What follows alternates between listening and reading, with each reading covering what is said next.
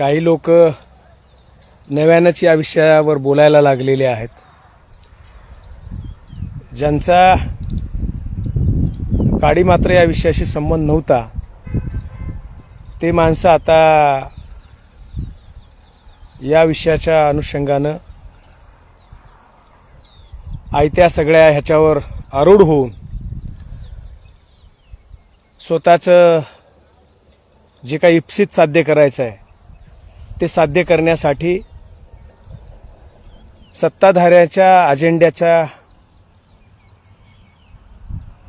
सत्ताधाऱ्यांच्या अजेंड्याची अंमलबजावणी करतायत असंच म्हणावं लागेल. आरक्षण वर्गीकरणाचा लढा महाराष्ट्रामध्ये गेल्या 30-40 वर्षापासून लढला जातो. याच्यामध्ये अनेक मान्यवर या ठिकाणी ज्यांनी आपलं आयुष्य खर्च केलंय ते आदरणीय डॉक्टर बाबासाहेब गोपले असतील, माननीय व्ही.जी. रेड्डी असतील, आपल्या सोयीचं राजकारण करणारे अनेक मान्यवरही होऊन गेले. त्यांनी त्यावेळी निवडणुकीच्या अनुषंगानं या विषयाचं भांडवल करून आपल्याला काय साध्य करायचं आहे ते करण्याचा प्रयत्न केलेला आहे. आज या वर्गीकरण मोर्चाच्या अनुषंगानं जी काही मांडणी केली जात आहे, ओघात म्हणणार नाही, मुद्दामहून जाणीवपूर्वक जे बोललेलं ऐकायला मिळतंय ते पूर्णतः चुकीचं आहे. याचं कोणीही समाज म्हणून समर्थन करू नये या मताचा मी आहे. भले त्या ठिकाणी माझं जरी एखादं वक्तव्य असेल त्या वक्तव्याच्या पाठीमागं समाजानं उभं टाकू नये आणि असं वक्तव्य हे समाजाचं आहे असंही काही त्याला गृहीत धरण्याचं कारण नाही, असं माझं स्पष्ट मत आहे भावांनो. अशा वक्तव्यामुळे समाज बदनाम होतो, संपूर्ण समाजाला लक्ष केलं जातं, ही वस्तुस्थिती आहे. आणि संपूर्ण समाजाचं लक्ष काय आहे? अनुसूचित जातीचं आरक्षण उपवर्गीकरण हर हालतीत होणं आहे. आणि जेव्हा हे समाजाचं लक्ष असेल, निश्चितच अशा वादग्रस्त मुद्दामहून केलेल्या विधानामुळे आपण आरोपीच्या पिंजऱ्यामध्ये उभं टाकतो, ही वस्तुस्थिती आहे. नव्हे ती आयत कोलीत मुद्दामची संधी दिली जाते असा याचा आपल्याला काय म्हणता येईल, अर्थ घेता येईल.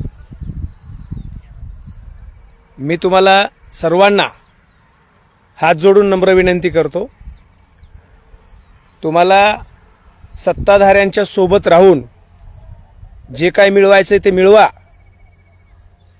याची कोणाला काही या बाबतीत कोणाचीच काही अडचण नाही. परंतु तुम्हाला मिळवण्यासाठी समाजाच्या ताटत मात्र माती कालू नका, हे नम्रपणाचं आमचं सांगणं तुम्ही लक्षात घ्या. कारण तुमच्यापेक्षा समाज महत्त्वाचा आहे. आमच्या पुढाऱ्यांना आमचं वैचारिक अधिष्ठान काय, आम्ही कोणाच्या विचारांना पुढे घेऊन जात आहोत, याचं काहीही सोयरसूत्तक न बाळगता, नव्हे तो सगळा विचार कुठेतरी खुंटीला टांगून ठेवलाय, अशाच पद्धतीनं हे वावरत असतील, वागत असतील, बोलत असतील, तर या बाबतीमध्ये समाजहित जपणं, समाजाची बूज राखणं, समाजाच्या अस्मितेवर, समाजाच्या अस्तित्वावर, समाजाच्या न्यायिक मागणीवर कोणी प्रश्नचिन्ह उपस्थित करणार नाही, कोणी खालच्या भाषेत बोलणार नाही. तुमच्या काही विशिष्ट लोकांच्या नालायकपणामुळे संपूर्ण समाजाला या ठिकाणी जे बदनाम करण्याचं काम सुरू आहे ते केलं जाणार नाही, याची काळजी आणि खबरदारी घेणं माझ्यासारख्या एका सर्वसामान्य कार्यकर्त्याचं काम आहे. बांधवांनो, आमचं लक्ष्य आरक्षण वर्गीकरण आहे. आमचं अधिष्ठान या ठिकाणी फुले शाहू आंबेडकरांचा, अण्णाभाऊचा विचार आहे. या सगळ्या न्यायिक बाजूच्या पाठीमागं भारत देशाचं संविधान असेल, सुप्रीम कोर्टाचा निर्णय या विषयाच्या पाठीमागं खंबीरपणे उभा असेल, तर बाकी वाह्यात कशाला बोलताय तुम्ही? वाह्यात बोलून या समाजाच्या ज्या काही जाती व्यवस्थेतल्या भावना आहेत, एकमेकाच्या जातीच्या प्रतीच्या, जातीप्रती असलेल्या, त्या फारच चांगल्या आहेत असं मी अजिबात म्हणणार नाही. आपण एकमेकाचा सगळेच द्वेष करतो, ही व्यवस्था तसं शिकवते. प्रेम करायला फुलेंचा विचार शिकवतो, बुद्धाचा विचार शिकवतो, बाबासाहेबांचा विचार शिकवतो, अण्णाभाऊचा विचार शिकवतो, हे महामानवांचा विचार शिकवतो. आपण माणसं आहोत आणि आपण माणसानं माणसासारखं वागलं पाहिजे माणसासोबत, हे महामानव शिकवतात. आणि जाती व्यवस्था काय शिकवते? एकमेकाचा द्वेष करा, एकमेकाचा अपमान करा, एकमेकाला शत्रू समजा, आणि गुलामाला शत्रू समजतात. त्याच्यात काहीच फार असं वेगळं नाही, हे परंपरेनं चालत आलेली गोष्ट आहे. परंतु आम्ही माणसं आहोत ना. आत्ता या व्यवस्थेची गुलामी करतोय का? तर निश्चित काही लोक करतायत आणि मुद्दामून करतायत. कशासाठी करतायत? त्यांना काहीतरी मिळवायचं आहे. अरे, स्वतःचं सामर्थ्य वापरून, तत्व जपत, त्याग करत, विद्रोह करत तुम्ही ते मिळवायला पाहिजे असा अण्णाभाऊचा विचार सांगतो, बाबासाहेबाचा विचार सांगतो. ते तर आपण कधीच मती गहाण ठेवून गुंडाळून ठेवले, याचा विचार आपण करणार आहोत की नाहीत? आणि म्हणून या मोर्चाच्या माध्यमातून समाज जो रस्त्यावर येतोय ना, ते आपण स्वतःचं काही क्रेडिट समजू नये कोणी. या व्यवस्थेने आजपर्यंत अनेक वेळा वाईट पद्धतीचा व्यवहार केला, जे आजही चालू आहे. या वाईट व्यवहाराच्या पातळीवर आपण ज्याच्यावर बितते तोच बोलतो, तोच रडतो, तोच भांडतो, तोच आपल्यावरचा अत्याचार उजागर करण्याचा प्रयत्न करतो. पण ह्या सगळ्या अत्याचाराच्या सगळ्या प्रक्रियेकडे आपण सुट्या पद्धतीनं पाहत आलेले आहोत. आणि या वर्गीकरणाच्या बाबतीमध्ये हा विषय माझ्या अधिकाराचा आहे, ही भावना आहे. परंतु माझ्या अधिकाराच्या बाबतीमध्ये विरोध कोणीतरी करतंय आणि त्याहीपेक्षा जातीला शिव्या देऊन अपमानित करून करतंय, ही भावना शेवटच्या माणसाच्या पर्यंत पोहोचलेली आहे. आणि म्हणून तो मोठ्या प्रमाणावर रस्त्यावर येत असेल तर त्याची भावना आपण समजून घेतली पाहिजे. परंतु त्याच्या भावना अधिक उद्दीपित होतील, अजून तो या ठिकाणी कोणाचा तरी द्वेष करायला लागेल, अजून कोणाला तरी नसलेल्याला प्रमुख शत्रू मानायला लागेल. हे केवळ आणि केवळ काही मूर्ख आणि नालायक लोकांमुळे होते, ही वस्तुस्थिती आहे. मांग महार या ठिकाणी एकमेकाचे शत्रू नाहीतच, हे व्यवस्थेचे बळी आहेत. हे पूर्णतः व्यवस्थेचे बळी आहेत. परंतु हे बळी असलेले माणसं, गुलाम असलेले माणसं एकमेकाला समजून घेत नाहीत. कारण का? त्यांच्या भोवताल न दिसणारी एक जात्यांधता, वाढीस लागलेली आहे ते वर्तनातून दिसते, मांडणीतून दिसते. आणि म्हणून कृपा करून आमचं लक्ष न्याय तर आहेच आहे, अधिकार मिळवून घेणं आहेतच आहे, स्वाभिमानानं आणि सन्मानानं जगणं आहेच आहे. परंतु आमचा स्वाभिमान, आमची अस्मिता, आमचं अस्तित्व, आमचे अधिकार, आमचा विचार, आमची ओळख या विषमतावादी व्यवस्थेमुळेच आज जी काय आहे ती संकटात आलेली आहे, कायम असणार आहे संकटात. जर आपण तिला शत्रू मानून, या विषमतावादी व्यवस्थेला शत्रू मानून तिला टार्गेट केलं नाही, तिच्यावर वारंवार हल्ले केले नाहीत, ती उद्ध्वस्त करण्यासाठी काम केलं नाही, तर आपण अडचणीत असणार आहोत. हे थोडंसं लक्षात घ्या. आरक्षण वर्गीकरणाचा विषय भारतीय संविधानामध्ये जे तरतूद केलेलं आहे, महाराष्ट्रामध्ये जे काय 13% आरक्षण मिळणार आहे ते संविधानातल्या तरतुदीचा भाग आहे. तो आपला संविधानिक अधिकार आहे आणि तो मिळवून घेण्यासाठी आपण प्रामाणिकपणे प्रयत्न करतोय. तो अधिक ताकदीने केला पाहिजे. परंतु एक गोष्ट मात्र लक्षात घेतली पाहिजे, हे आरक्षण काय सरकार देणार आहे तर त्या सरकारच्या काय खाजगी कोट्यातून देणार नाही, जनरल कोट्यातून देणार नाही, किंवा वेगळा काहीतरी स्वतंत्र कायदा करून तुम्हाला आरक्षण देणार नाहीत. ते तुमच्या 13%तला तुमच्या अधिकाराचाच वाटा तुम्हाला देणार आहेत. ही त्यांची ड्युटी आहे, कर्तव्य आहे, त्यांची मेहरबानी नाही. जे मिळणार आहे त्या सुप्रीम कोर्टाच्या निर्णयामुळे मिळणार आहे. जे मिळून आपण घेणार आहोत आपल्या ताकदीवर मिळून घेणार आहोत. आपण नागरिक आहोत, आपल्याला मताचा अधिकार आहे आणि तुम्हाला मताचा अधिकार आहे म्हणूनच ह्या सगळ्या गोष्टी चाललेल्या आहेत.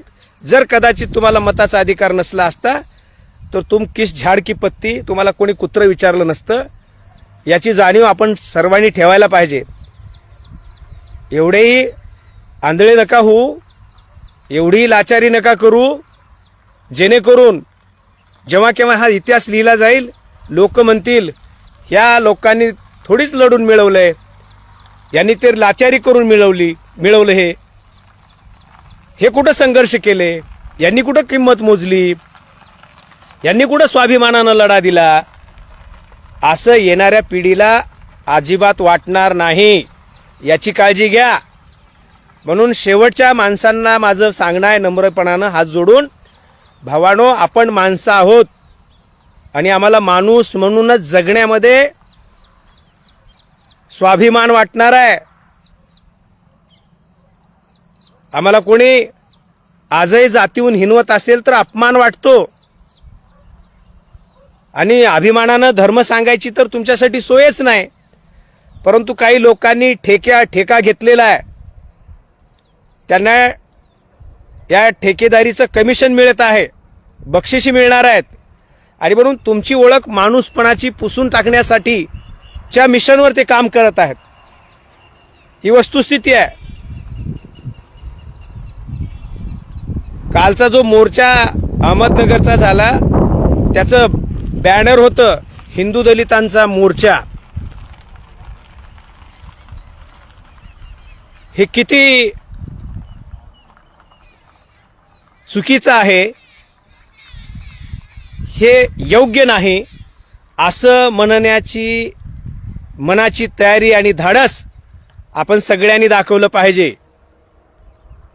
आम्हाला अस्पृश्य आणि या सगळ्या व्यवस्थेचे गुलाम म्हणूनच आरक्षणाची तरतूद केली गेलेली होती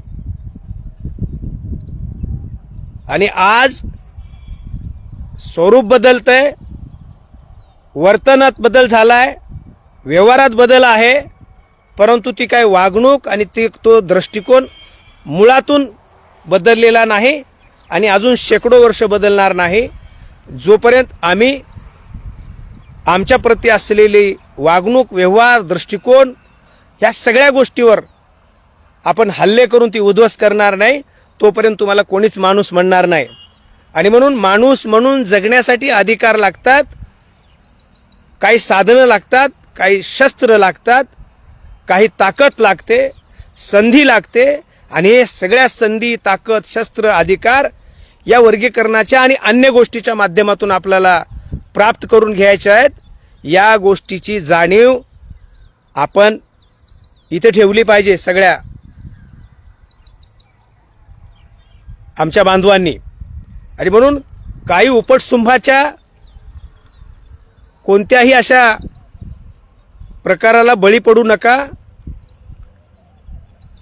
ते आजपर्यंत ज्यांनी व्यवस्थेने लादलेल्या लोकांनी स्वतःचेच घरं भरण्याचं काम केलंय आणि जेव्हा समाजावर केव्हा काही संकट आलं तेव्हा हातवरी करण्याचं काम केलेलं आहे.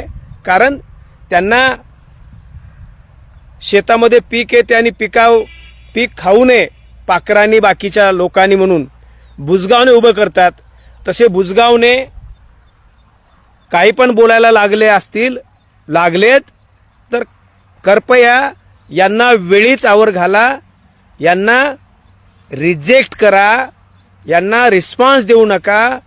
नाही तर सगळ्या सामूहिक नुकसानीस, अधोगतीस, अपमानास आपण जबाबदार असणार आहोत. आणि हां, मी महाराष्ट्रातल्या काही मान्यवरांच्या सोबत बोलतोय सातत्यानं. त्या वर्गीकरणाचा विषय हे पूर्णपणे हे सरकार हिवाळी अधिवेशनापर्यंत घेऊन जाण्याच्या मानसिकतेमध्ये आहे. जे काही ऑब्जेक्शन आलेले आहेत, तक्रारी, हरकती आलेल्या आहेत, त्या हरकतीच्या आडून हे मुद्दामून याचा कालावधी पुढे घेऊन जात आहेत. आणि या बाबतीमध्ये जे सत्तेमध्ये असलेले लाभार्थी आहेत ते या बाबतीमध्ये मूग गिळून आहेत. बाकीच्या भलत्याच गोष्टी बोलण्यासाठी यांना उसंत वेळ आहे, सगळ्या गोष्टी आहेत, परंतु त्या भरती प्रक्रियेवर किंवा लांबत असलेल्या या कालावधीवर हे बोलत नाहीत. अरे हे गुलाम आहेत या राजकीय सत्तेमधले. आणि मग राजकीय सत्तेमधल्या गुलामांकडून बंडाची, स्वाभिमानाची अपेक्षा करणं अतिशय भावांनो चुकीचं असणार आहे. म्हणून तुम्ही या लढाईमध्ये सहभागी होत चला, ताकदीनं सहभागी होत चला, पण सोबतच भानावर कायम आपण असलो पाहिजे. जे बेजबाबदार पद्धतीने बोलत आहेत त्यांना, त्यांचं डोकं, त्यांची जी काही ऐपत आहे ते त्यांना जाणीवपूर्वक समजावून सांगितली पाहिजे. धन्यवाद. जय लहुजी, जय भीम.